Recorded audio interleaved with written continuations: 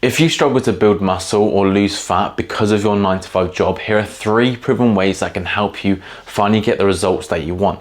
So the first thing I'm going to start off with is that you need to understand you need to have efficient workouts. You only need to be working out 3 to 5 times a week. I used to be working out in the gym 5 to 7 times a week, and I saw that my progress stalled massively because I was just fatiguing myself and I didn't allow my body to recover. I was thinking the other day that should I even just work out 3 days a week, because it allows me to get extra recovery. But apart from that, I'm still going to stick to my split at the moment, which is upper lower, which is 4 times a week. But anyway, the next thing I want to speak about is making sure that you're not in the gym for hours and hours. You only need 60 minutes, but if you have a time crunch, you can have time to have 30 to 45 minute workouts. You just need to understand that you need to not let your excuses get in the way, because that is what is holding you back from progressing in the gym. So the next thing that I want to speak about is making sure that you have a smart nutrition plan. This means that you need to understand if you are going to go into a calorie surplus or a calorie deficit. The difference between the two is a calorie surplus is eating above your maintenance and a calorie deficit is eating below your maintenance.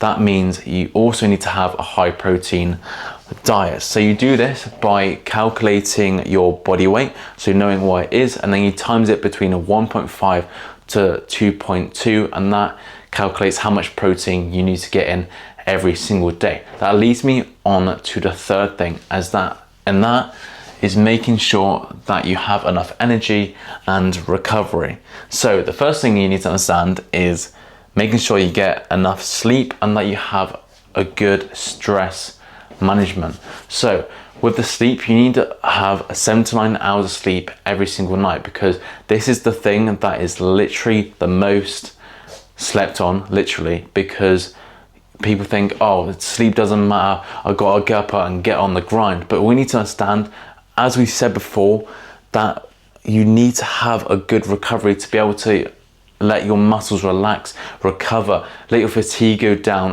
and get the gains that you want, that we keep on saying about.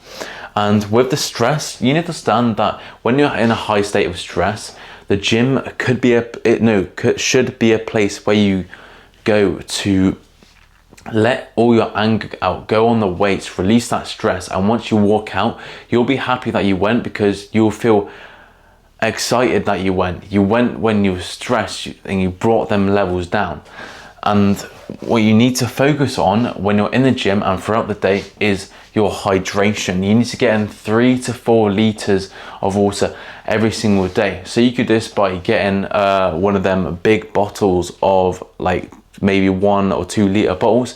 That's how you get your water in. Carry it around with you wherever you go. Bring it to work, bring it to the gym, take it on a walk or a run or a bike ride. Just do anything to get water in, because it's going to help you feel hydrated and build muscle and have more energy. The last thing I want to speak about is your rest time. What you need to realize is that you need to rest at least 2 minutes between each set. If it's a heavy compound movement like a squat, bench or deadlift, you should be resting 5 minutes, because it is a very high energy movement and you need to have enough rest for it. And I hope you enjoyed this video.